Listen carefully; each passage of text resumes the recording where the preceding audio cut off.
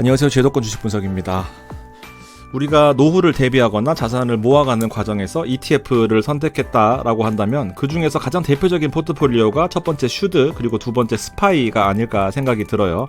특히나 우리나라에서는 슈드라는 ETF가 인기가 많은데 최근에 시장이 또 급등했다 보니까 안전자산 역할을 하는 슈드가 고점에서 투자하기에 나쁘지 않은 선택이 될 것 같습니다. 먼저 다양한 방면에서 살펴볼 텐데 환율적인 측면, 우리가 환율을 무시할 수는 없다라는 측면에서 보면은 1350원이 기준점이고요. 그리고 1400원까지 요 사이 레인지에서 움직이고 있는 게 최근 트렌드입니다. 자, 물론 크게 보면 1970년대부터 환율이 점차적으로 우상향한다라는 것을 보여주고 있겠지만 우리가 뭐 이전부터 돌아갈 건 아니고요. 요 사이에서 보면은 딱 요 레벨에서 놀고 있는데 1400원 부근에서 최근에 레인지가 형성되어 있죠. 그런데 1350원과 1400원만 하더라도 3.5%나 움직이는 겁니다. 3.5%가 만만해 보이지만 생각보다 큽니다. 가만히 있어도 1억이면 350만원씩 움직이니까. 그래서 환율을 어떻게 방어할 수는 없겠지만 환율이 이 레인지에서 하단이다라고 하면은 반드시 좀 추가적으로 매수를 하거나 어떤 액션이 좀 필요하다라는 측면인 거죠.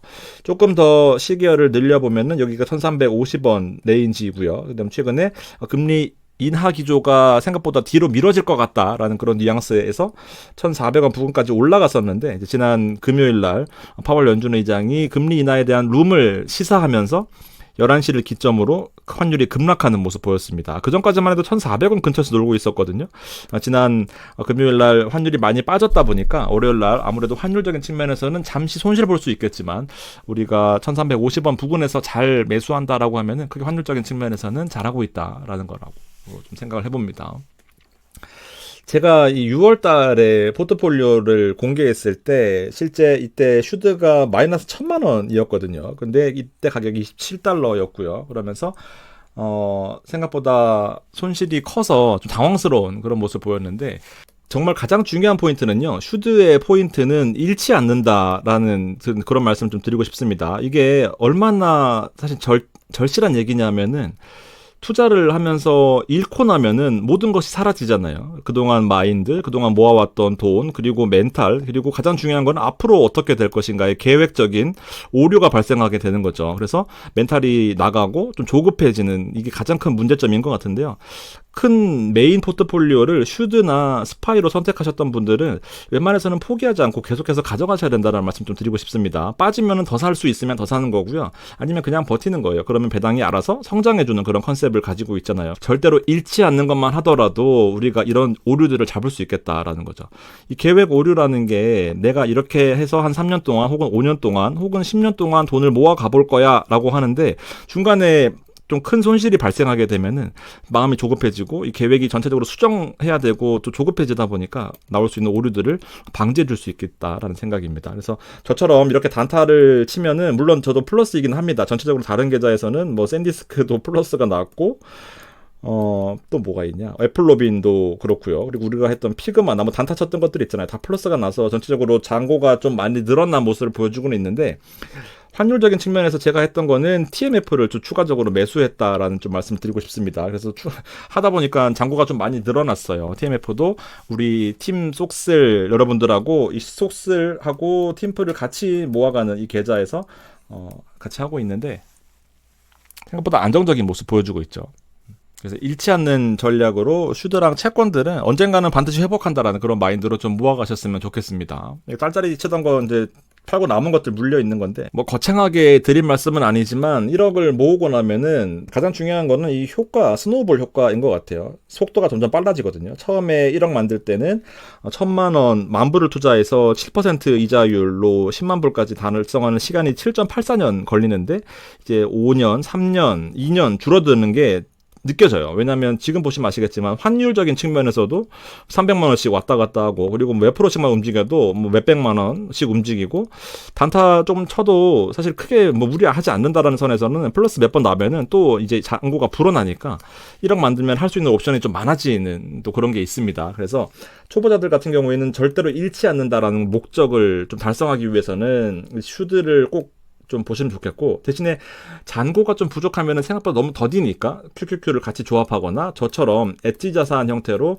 뭐 AI나 휴머노이드나 아니면은 서학개미, 에이스 미국 베스트셀러 같은 것들로 좀 더 수익을 많이 낼 수 있는 ETF를 좀 고민해 보시면 좋겠고, 변동성은 크죠. 그렇지만 잃지 않아요. 미국이 옛날처럼 정보가 많이 부족하고 어느 종목이 오를지 잘 모르겠고, 그리고 뭐 어느 나라가 갑자기 급등할 수도 있겠지만 지금처럼 정보가 다 공개되어 있는 시장에서는 해계번호를 쥐고 있는 미국이 가장 상승폭이 크다라고 볼 수밖에 없잖아요. 관세로 휘저어버렸더니 증시가 계속해서 오르는 것처럼 일단 좀 미국 증시에 투자하는 것에 대해서는 크게 부담 안 가지셨으면 좋겠고요.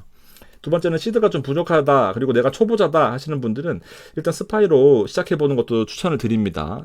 전반적으로 순환매적인 측면에서 도움이 많이 되는 것들이 내가 투자를 하면서 배울 수 있는 점들이 많다라고 생각을 해요. 그래서 여러 다른 유튜버들처럼 뭐 거창하게 1억을 모으세요, 인생이 뭐 달라집니다, 혹은 스파이로 종결하세요 하긴 좀 싫지만 일단 큰 틀에서 보면은 도움되는 부분들이 분명히 있겠다라는 거죠.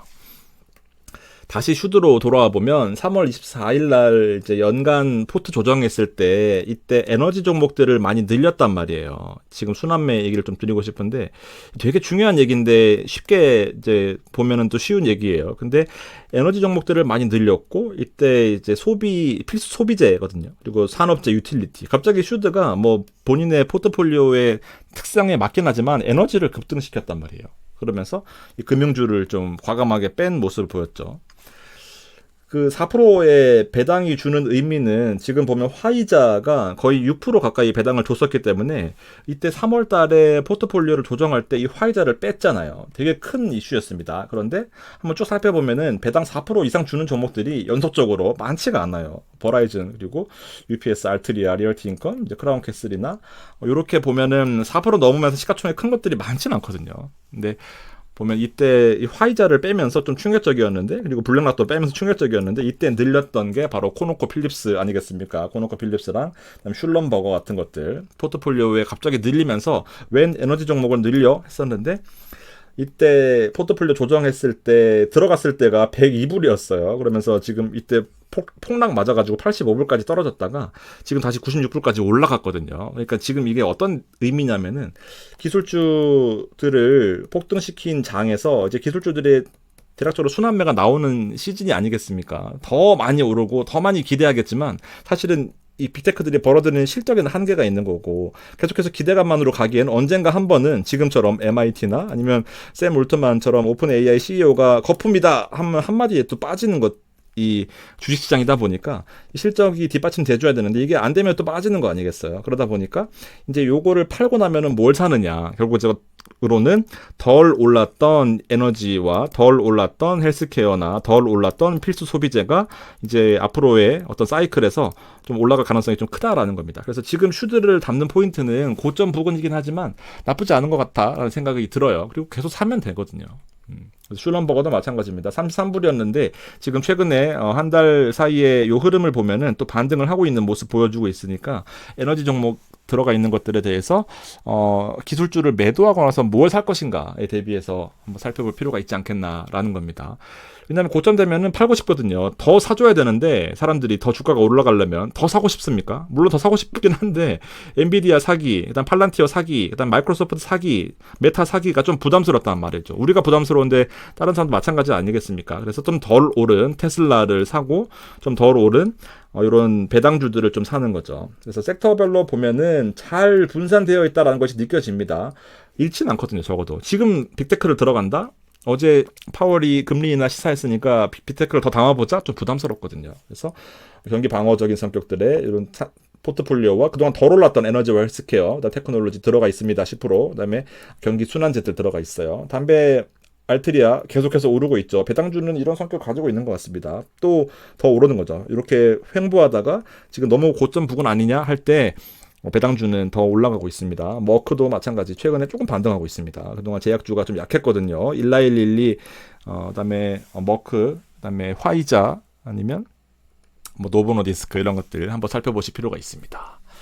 자, 경험적으로 최근 시장에서 고점 부근일 때 가장 중요한 게 결국 순환매거든요. 지금 스파이도 마찬가지입니다. 고점 부근이긴 한데 스파이는 아시겠지만 기술주가 35% 들어가 있고 나머지 대형주가 500개로 나누어져 있으니까 뭐 얘가 스파이 안에서도 기술주 7개가 다 들어가 있는데 보면 엔비디아, 메타 다 들어가 있지만 테슬라도 들어가 있고 또 나머지 종목들이 들어가 있으니까 얘가 좀 밀린다 하더라도 나머지가 받쳐주니까 안 빠지는 그런 구조인 거고요. 그다음에 속슬도 마찬가지예요. 속슬의 포트폴리오를 살펴보면은 지금 우리가 7불 갔다가 20불 가도 저는 계속 팀 속슬로 운영하면서 지금 29불, 28불 왔다 갔다 하잖아요. 보면은 순환매적인 측면에서 빅테크끼리도 순환매를 한다라는 거죠. 지금 보면 AMD가 높거든요. 그다음에 엔비디아 있고 브로드컴. 자기들끼리 빅테크 반도체를 가지고 또 엎치락 뒤치락 하면서 얘가 엔비디아가 빠지면 AMD가 오르고 뭐 둘 다 빠지면 브로드컴이 오르고 그러면서 나머지 전통적인 반도체 텍사스 인스트루먼트나 퀄컴, 모놀리틱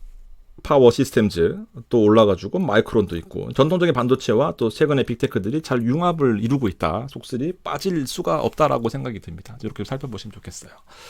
속슬과 팀프도 많이 올랐으니까 실제로 금리 인하 하더라도 팀프가 생각보다 많이 반등하지 못했지만 원래 TLT가 그렇게 많이 오르진 않거든요. 그래서 적당하게 계속 흐름을 타는 모습 보이니까 팀프 같이 사시면은 속슬 투자하시는 분들 분명히 도움이 되실 겁니다. 멘탈적으로요. 자, 여기까지 준비를 해봤고 다음번에는 제가 스파이를 한번 다시 리뷰를 해드릴 겁니다. 국내 S&P 500으로 연금계좌나 IRP 혹은 자녀계좌로 투자하시는 분들이 많은데 국내 S&P 500 중에 최고 수익률을 기록한 ETF를 바탕으로 또 여러 가지 조합하는 컨셉으로 한번 설명을 드려볼 테니까 기대 많이 해주시고요. 주말 잘 보내시고 월요일날 시장이 좋을 것 같으니까 너무 걱정하지 마시고 좀 편하게 쉬시는 하루 그리고 주말 되셨으면 좋겠습니다. 고맙습니다.